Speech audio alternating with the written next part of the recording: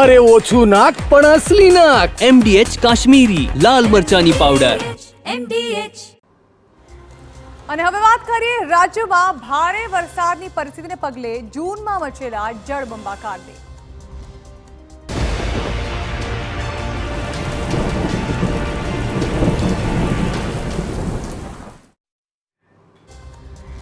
સૌરાષ્ટ્ર અને કચ્છમાં હાલ ભારે વરસાદ છે અને આગામી દિવસોમાં પણ આ બંને ઝોનમાં મેઘરાજા સટાસટી બોલાવશે. હવામાન વિભાગની આગાહી છે કે આગામી 24 કલાક બાદ જ રાજ્યમાં ધોધમાર વરસાદનો નવો રાઉન્ડ શરૂ થઈ જશે.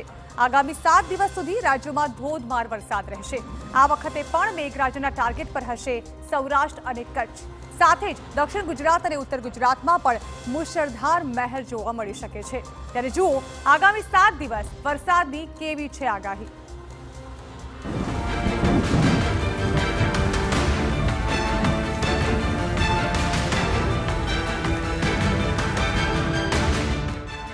જૂનમાં જળબંબાકાર,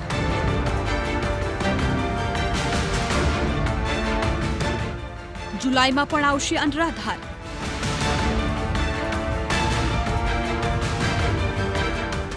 હવામાન વિભાગની સૌથી નવી આગાહી.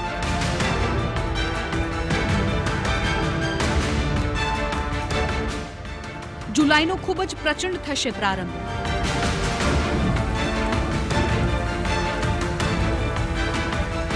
હવે સૌરાષ્ટ્રમાં મેઘરાજા કરશે આક્રમણ.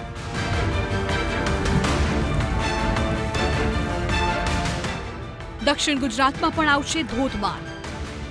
ગુજરાતમાં આ વર્ષે ચોમાસાએ ખૂબ જ મુશળધાર શરૂઆત કરી છે. જૂન મહિનામાં જ 33% વરસાદ વરસી ગયો છે, જે એક રેકોર્ડ જ કહી શકાય. અને હજુ તો 3 મહિનાઓ બાકી છે. ત્યારે સવાલ એ છે કે શું આગામી મહિનાઓમાં પણ જોવા મળશે જૂન જેવી જમાવટ?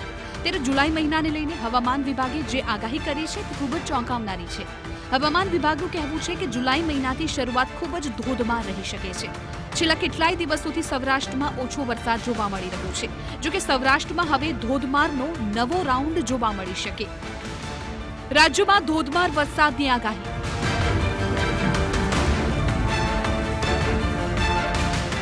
7 દિવસ રાજ્યમાં જામશે વરસાદી માહોલ.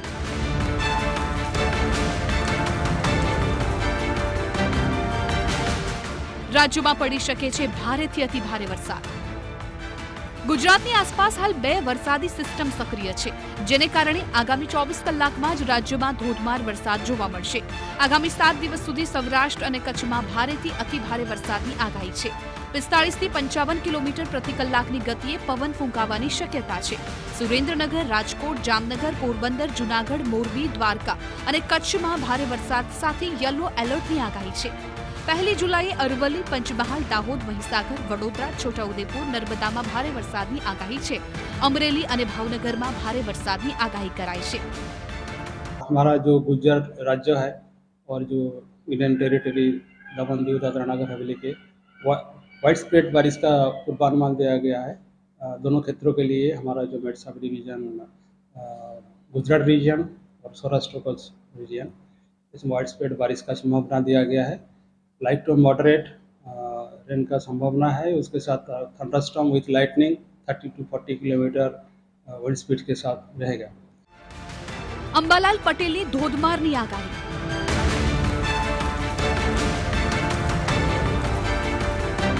3 થી 7 જુલાઈ વચ્ચે વરસશે ધોધમાર.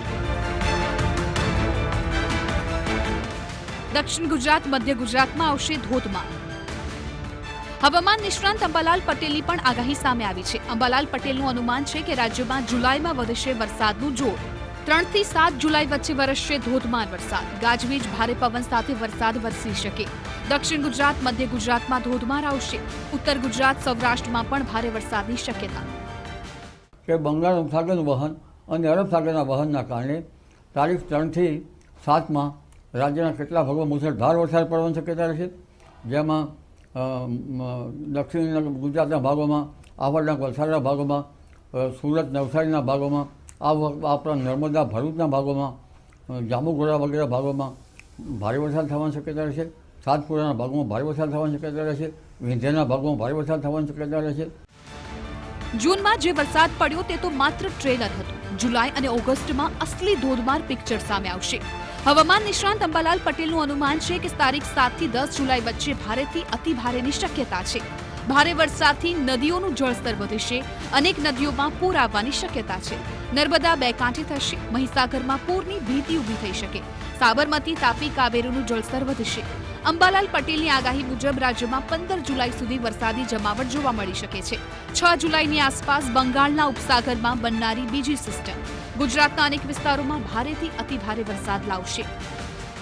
બીજા વહનના કારણે તારીખ 7 થી 10માં પણ મુશળધાર વરસાદ થવાની શક્યતા છે, જેમાં ઉત્તર ગુજરાતના કેટલાક ભાગોમાં, દક્ષિણ ગુજરાતના કેટલાક ભાગોમાં, મધ્ય ગુજરાતના કેટલાક ભાગોમાં ભારેથી અતિ ભારે વરસાદ થતાં નદીઓમાં પૂરની સ્થિતિ રહેશે. મહીસાગરમાં પણ ભારે વરસાદથી પાણી આવવાની શક્યતા રહેશે અને સાબરમતી નદીમાં પણ પાણીનો આવવાની શક્યતા રહેશે. નર્મદાના સ્ટાર વિસ્તારમાં ભારે વરસાદ થતાં નર્મદા બે કાંઠે થવાની શક્યતા રહેશે. કાવેરી નદીનું જળસ્તર વધશે. તાપી નદીનું જળસ્તર પણ વધવાની શક્યતા રહેશે. એટલે આ વરસાદ હવે ભારે વહન થઈ લઈને આવી રહ્યો છે. આગાહી પ્રમાણે સૌરાષ્ટ્રમાં ધોધમાર વરસાદની શરૂઆત પણ થઈ ગઈ છે. યાત્રાધામ દ્વારકામાં મુશળધાર વરસાદ ખાબક્યો છે. સતત વરસાદથી રસ્તાઓ પાણી થઈ ગયા છે. દ્વારકા તાલુકામાં 2 કલાકમાં 2 ઇંચ વરસાદ પડ્યો. હજુ તો શરૂઆત છે. આગામી 7 દિવસ સૌરાષ્ટ્ર માટે ખૂબ જ ભારે રહેશે. Bureau report, TV9. MDH ચણા મસાલા. હવે છોલા હોય કે ચોળા, સફેદ ચણા હોય કે કાળા ચણા, બધું મજેદાર બનશે. MDH